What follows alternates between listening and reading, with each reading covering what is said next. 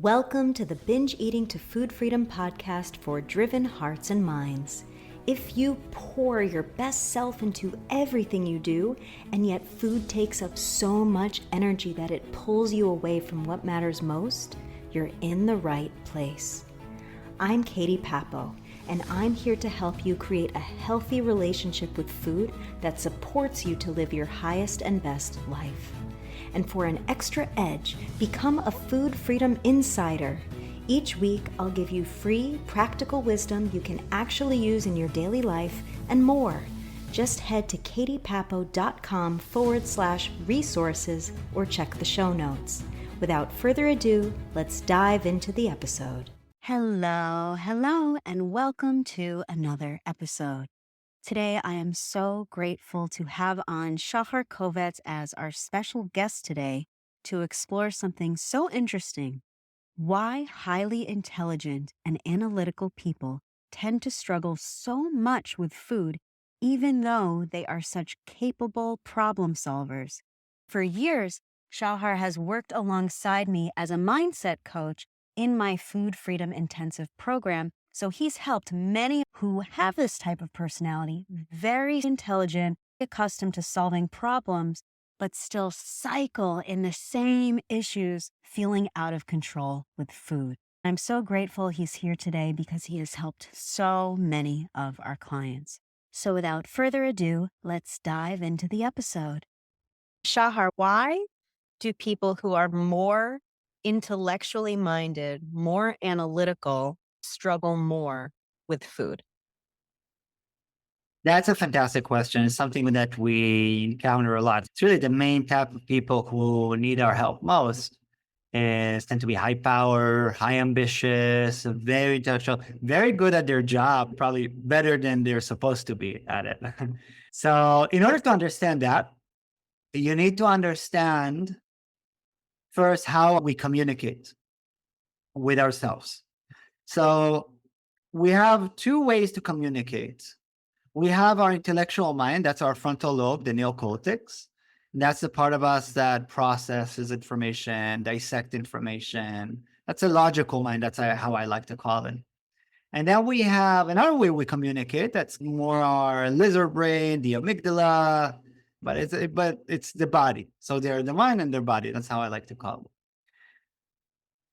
And they communicate very differently. The body communicates through sensations, through emotions. So an emotion like sadness and anger is perceived through your frontal lobe, like we can intellectualize it, but it is actually manifesting in our body. For example, when we are sad, our lungs are going to be more shallow. Or when we are angry, our heart will beat faster, we'll get excited. Or if you are very sad, you'll be slouching. If you're confident, your posture will be a little high, it will be open.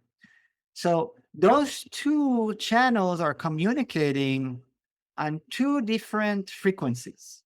And think of it like two radios. So our mind is tuned to one frequency and then our body is tuned to another frequency. And those frequencies work on a different speeds. For example, when you are sad and you tell yourself, okay, stop being sad, you might intellectually have moved on, but your body is still processing the sadness, still the lungs, still your digestion, all these things are still in the process, even so your brain works much faster. Now back to the question, intellectual people have that frequency, that radio channel, that's we call the mind, on the highest volume knob. That's how we communicate with the world. That's how we process information. That's what we used to. So that's on the highest volume. That's right there on the max. And the body frequency, the body radio is really, really, really low. And even if it was a little higher, even if you're in deep pain, for example, when you eat so much that your body is starting feeling pain, even if the volume is high, the intellectual volume is so turned up, you can't hear the body at all. So that's why it's very difficult. And that's why high intellectual people tend to get stuck on that because they don't know how to turn down one knob and turn on the other. So you're saying it's essentially two different languages, and one of the languages we're fluent in, like the intellect and the mind, And then the other language where it's more broken. So if it's more comfortable to deal with things intellectually than physically or emotionally, then we're going to naturally keep tuning in to that intellectual knob, so to speak. Right. Right. But then when we encounter a problem that's food related and the solution isn't actually rooted in the intellect, right? The body is the one doing the eating. The body is the one giving the signals. The body is the one actually receiving the food. And yet here we are trying to intellectualize all of it without even including the body in the decision-making process. Yes. So it's really understanding when to tune to your body and when to tune to your mind, and not just have the mind constantly working. Can you explain why intellectual or analytical people would be more attracted to a diet, like follow this plan and you'll reach your goal, as opposed to the process of learning the proper communication with the body and developing a healthy relationship with the body? Why would someone go for a diet instead, or food rules or meal plans? And this is funny and ironic that we are attracted to the problem. So the promise of strict diet and follow all these rules, that they will quiet your mind. Your mind is screaming so loudly. You say, I don't want to think about food anymore. I don't want to deal with this food. I don't want to think about weight loss anymore. I'll just join this diet. And then I don't need to think about it. That's it. That's the food I eat for the rest of my life. I don't need to think about. That's can you already tell how it's the intellectual brain conversation? That's a purely intellectual conversation. My body is not part of this one. Your body will not like this one bit. Spoiler alert. So the diet promises you that, and you will very quickly discover that's very far away from the case. That's going to make you think about food more than ever. You're going to carry around papers. You're going to start logging things on your phone. So you're more tuned to an app on your phone than you actually into your body. And because of that inclination in our mind, we are attracted so much to the one thing that makes it even more of a problem, because it's comfortable, it's familiar. Now, there's many reasons why people tend to be overthinkers or highly intellectual like that. And it doesn't really matter the reason why, because there are many reasons why. The question is, where do you want to be now? Do you want to reinforce that part of you that is constantly overthinking, thinking about food all the time?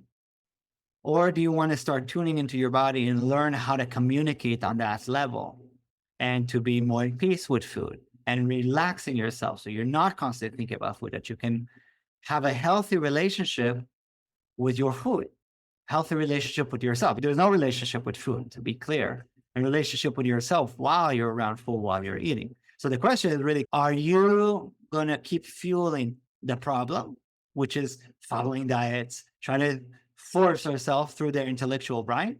Or are you going to follow the solution, which is about listening to your body and developing a healthy relationship with yourself around food and learning how to communicate with those two channels in a healthy way, learning when it's time to be intellectually and smart, and when it's time to be attentive and soft and listening.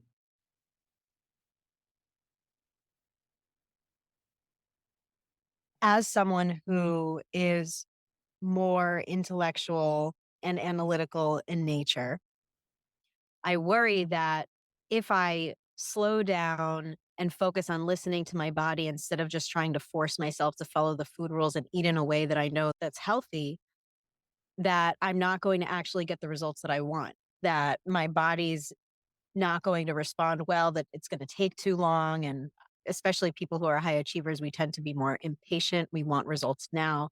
So that's one of the reasons why I used to be attracted to following diets, because I would see these before and after photos and I would say, okay, well, I want to be the after. And it took that person 8 weeks. So if I just follow this. So basically, I have these fears that if I don't do things the way that I'm used to doing them, then I won't get the results that I want. So what would you say to that? I was very that you are slow because you think that. Because if that was true, and all these diets and means of control would get you what you want, then you wouldn't be listening to us right now. Then you wouldn't be here, right? That means these high thinking, over volume, and trying to silence in your body and try to force your will on your body is what makes you slower than ever. I think of it like a race car. So if a race car driver drives in those little loop-de-loops things, and you can see I'm really into driving cars. So if the driver of the car just presses the gas and the NASCAR is running low on oil or running low on fuel, so it's starting to burn up. So your engine is screaming, slow down. I need more oil. I need more fuel. If you're going to keep pressing on that gas, I'm going to burn out. So a car has the driver, the intellectual part, and then you have the engine. The engine doesn't speak. It communicates by saying, I am hot, I am cold. So if you are that car and you're driving full speed ahead and your car is screaming, I'm boiling hot, I need oil, I need slowing down, I need fixing, maintenance.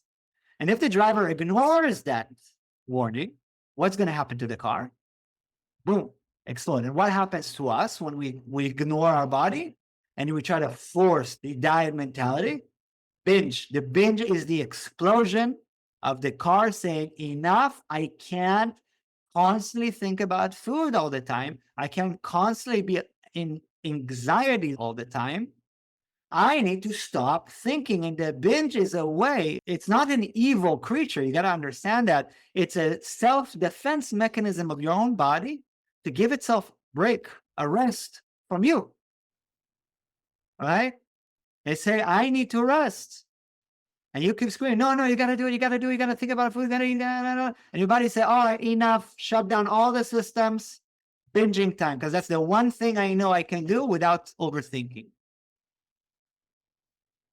So what does driver do? Stops. Even in NASCAR, they stop. They have a bunch of people coming in, pick up the car, put wheels, fix, refill the oil, react, lower relaxation, lower respite, and then bam, the car goes and goes even faster. The car who doesn't do that will explode and be slower than everybody else. A person who knows how to slow down, listen to their body, and act in a way that they're not fighting against themselves constantly, because guess what? That's exhausting. They're going to achieve things much faster, more efficiently, in a healthier way, and be faster than anyone else. I'm thinking of so many examples of this right now, not just when we go on a diet and then we fall off the diet and then just spiral out of control, like the car just flying off the track. What I have struggled with for a long time, which is not necessarily with food, but it's along the same lines of body listening. If I'm overworking and if I'm sitting at my computer, my mind is driving it. So I'll say things like, let me just send one more email, or let me just record one more thing, or let me just finish this one thing. I'll end up going for hours and hours because the mind is driving that decision. But then what happens, this is what I call the floating head syndrome. I'll stand up and suddenly remember I have a body, because it was my head that was like driving all of my decisions to keep working and all of my focus, which makes me good at work. But then when my body, when I feel it, when I stand up, I suddenly realize, oh, I have to pee so badly. And I'm so hungry. And when was the last time I drank water? And suddenly I'll start to feel these body signals again. But before I couldn't feel them because I was the floating head. And if we were to take this to the extreme, like someone who has been dieting for a really long time or trying to follow food rules every single day, even if we're failing, if we're still trying to follow food rules every single day, I equate it to the overworking. If I overwork for, let's say, a whole week and I burn myself out like you're describing with a car, and I have no fuel left, by the time I get to the weekend, I'm not going to have an energizing, rejuvenating weekend. All I'm going to have the energy to do is lie on the couch and just numb out. And I feel like that's exactly what you're saying with the binge eating. It's not even about the food. Sometimes it's just about, I need a break from my own brain. I need to just numb out and not hear my thoughts for a minute. And so even when I would feel that urge to binge, my intellectual mind would, on one hand, be saying, don't do this. You know, you're going to feel worse after. You always regret it. I would still end up binging because I just needed to numb out. I needed to not feel. I needed to relax. But the problem is, it's not true relaxation. So we're not really giving ourselves what we need. We're taking the edge off the pain, but we're not actually satisfying what the true needs are. So my question for someone who is stuck in this loop, whether it's with food or even other habits that are connected to the same thing of just overdoing, overthinking, overprocessing all the time and burning out, how do we begin to reverse these patterns, especially if what we're normally attracted to are the things that tend to just make the problem worse? So the question, if I understood right, is how do we do that switch? So thank God, Katie has a wonderful program for that. So that's the simplest way to do it. But I promise I'll give you something more tangible. So in a shortened way, right now you are used to trying to force the body to move at the same speed of your brain. It's not going to happen. Brain is fast. Tuck, tuck, tuck, tuck, tuck, tuck. Just like I said before, the brain is very quick. You will have one thought, it's going to have another, have one emotion. If they perceive one emotion, it's already thinking about another thing. It's thinking about 10 things around the same time. The body processes information a little slower. So if you're going to try to force your body to follow your mind, they're never going to catch up. The key is to find a way, and like I said, Katie's program is the way to do that, is to show you the tools to get the mind to follow your body. So a good example of that, and I heard that many times within our group, is people say, I have this family member who, when they eat, they feel their stomach and they're like, oh, okay, I'm full. I don't want to eat anymore. How do they do that? What is that? That person is allowing their mind to follow the body signals and not trying to force the body to follow the mind signals. So that's really where it comes down to. And I think I can already feel the fear that I'm saying, but if I stop trying to control my body, all my body wants is sugar. All your body wants this. All your body wants it. Wrong. No, that's not what your body wants. Your body wants to relax. Your body wants to feel content and feel balanced and stable. That's what your body wants. Your mind wants all these things. Your mind is the one that's craving all these things because you restricted yourself so much that now that's the only thing that is on your mind. And if I told myself today I'm not allowed to have any more sugar for the rest of my life, guess what my mind is going to think about most? Sugar. As soon as you tell me I can't have it, I immediately want it. Immediately. So you gotta remember, your body is not the problem. And by the way, your mind is also not the problem. Nobody's a problem. But the solution is in your body, not in your mind. We're looking in the mind because we're used to it. But the solution is about teaching ourselves how to let the mind be the follower for your body. So when your body feels full, your mind accepts it. And when your body feels like it wants more nourishment, your mind accepts it. And that's a scary thought for a lot of you. That's why we have Katie's wonderful program to show you and guide you through that process.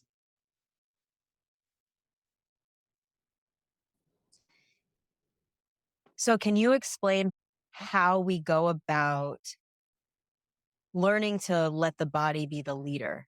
Because the body and the mind speak very different languages. So this is about not just turning off the mind, because we can't do that.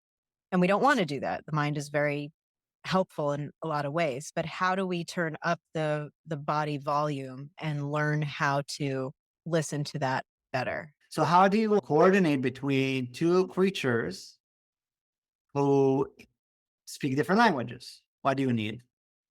A translator. And one, you need to have someone who understands those two languages. And two, you need to learn how to connect between them. So let's talk about the languages for a second. So your brain is intellectual, it's linguistical. Your mind can speak English, can speak all multiple different languages, Italian, Spanish. Your body doesn't speak English. Your body doesn't speak intellectually. This is something everybody will understand. If you've ever been angry and someone told you, hey, Katie, just relax. Oh, you're the most peaceful, Zen loving person in the world as soon as they say that to you. Wrong. You're not. You go even angrier.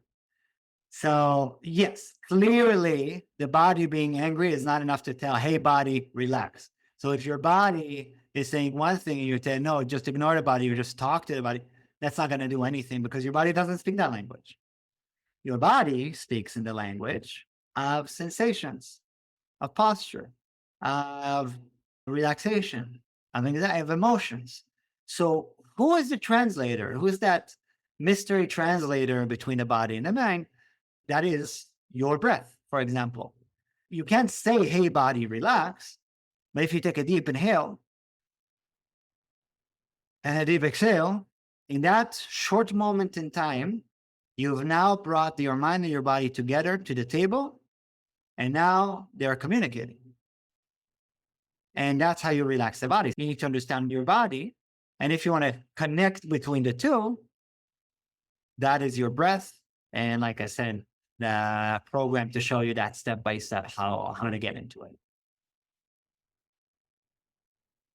I'm so glad you said that because one of the things that I talk about a lot that can be very difficult to explain sometimes is the nervous system's role in all of this. And the first thing that we work on in the program is the nervous system because the reactions that you're having to food are happening on such a deep, unconscious level that we know that the mind can't touch it. If the mind was able to fix it, we would just tell ourselves, don't eat that. And a lot of people give that horrible advice when they don't understand what it's really like to struggle with binge eating. They'll say, well, just tell yourself that you're not going to eat that or just stop doing it. Like it's the worst possible advice, but it's obvious to somebody who's not struggling with this because to them, it's just purely intellectual. You tell yourself not to do it and you don't do it. But for us, the reason why that intellectual approach doesn't work is because we have subconscious thoughts, behaviors, and autopilot reactions ingrained. And what our clients realize, especially in the first couple weeks of the program when they're starting to retrain these reactions, is they'll see that as soon as they even thought of the chocolate, that their body had a reaction of tightening up. Or when they're walking through the ice cream aisle, they'll notice their breath get really shallow or they'll even hold their breath. And so we can see just through the reactions of the body and the breath and in general, the nervous system, we can see that these very nuanced but extremely powerful reactions have been ingrained over time. And they're not going to become disingrained by us simply telling ourselves, stick to this plan, follow this food rule, or don't eat that. What we need to do is shift the underlying reactions first. Let the body become the leader. The body's the one who's going to be able to shift those reactions, not the mind. Like you said, we can't just say relax and then expect the other person to relax. A lot of times the opposite thing will happen. So the body is the leader. The mind starts to follow. And a big part of this process is learning to have all of these things work together. What a lot of us do is we just have these different parts of ourselves fighting each other. and we try to make the mind win. But the problem is the mind is also the one that wants to eat all the sugar. The mind is also the one that wants to numb out. So we have one part of our mind saying one thing, we have one part of the mind saying the opposite. And then we're struggling between these two parts of the mind. The body's totally lost in the conversation. And we end up just spinning in circles, burning out, binging. And it feels like a totally out of control situation. The key is to learn the language of the body. Once you learn the language of the body, now you're training a good leader that the mind can feel very safe and comfortable to follow. And we don't want to discount the power of the high intellect. That's important in so many situations. But what makes somebody really free and peaceful with food and also in other areas of life is when you have clear discernment when the mind is best suited to be the leader and when the body is best suited to be the leader. And just like in your work, it would be so frustrating to be the leader of a project and to have everybody undermining you who's supposed to be supporting you and following you. And you're not going to have a productive team that way. So when it comes to food, when it comes to healing in the body, nobody knows better than the body. The body is the best possible leader. But the mind, when trained properly also, can be such a tremendously supportive follower. That's when you can actually experience a much more peaceful mind and a much more healthy body. Right? It's so exhausting to constantly fight against yourself. Fighting against your own thoughts and fighting against your own body, it's exhausting. It's really time to learn how to work with yourself and not constantly think about food all the time. Then your life is so much better dedicated into things that you find valuable and for your family, for things that you find fun and inspiration in. And in order to get that, this is really about learning how to work with yourself and not to be your own opponent all the time. And when you live like that, it's so much easier to live through life. You ride the river and cruise on top of it rather than thrashing and fighting and constantly trying to make the river flow in the way that it's not. Right? It's not going to work. So learning how to work with yourself makes life easier and makes your goals much faster. It's going to make your goals achievable when you are your friend. I love that. And it's true, especially people who have such high capacity for thinking and learning and problem solving. This can be such a gift in how you show up in your career, in how you show up with your family and friends, in the projects and passions that you have. And one thing that I found when I was struggling with binge eating is all of that energy was just sucked up and drained through thinking and obsessing about food, something that inherently could be very natural and effortless to us. And there is a way to get there. So if you're listening and you want to learn how to go through this process and you want the high level support as you go through this process, you can check out my website, go to katiepapo.com/programs, and we'll take you through this exact process. So you don't need to figure out how to do it. There's no trial and error. You'll get the exact steps and the exact structure, not something that you need to stick to like you would a diet, but rather a clear system to build this relationship with yourself. So, like what Shahar said, you are no longer going to be working as your opponent. You will be on your own team. And so, not only will your relationship with food become more peaceful, but your whole relationship with yourself becomes much more productive, much more peaceful, and very healthy. So, thank you, Shahar, again for coming on today and sharing your wisdom. My absolute pleasure. Thank you so much, Katie, for having me. Thank you for spending time with me today. If you're ready to take the next step in your journey, become a food freedom insider at katiepapo.com/resources. You'll get free practical guidance and instant access to my foundations class. That's katiepapo.com/resources. New podcast episodes come out every week, so subscribe to the podcast now. And if this episode resonated with you, I'd be so grateful if you'd take a moment to leave a kind review. It's very meaningful to me, and it helps other people find freedom too. I appreciate you so much, and I hope to help you further on your journey. Until next time, be gentle with yourself and others. See you next week.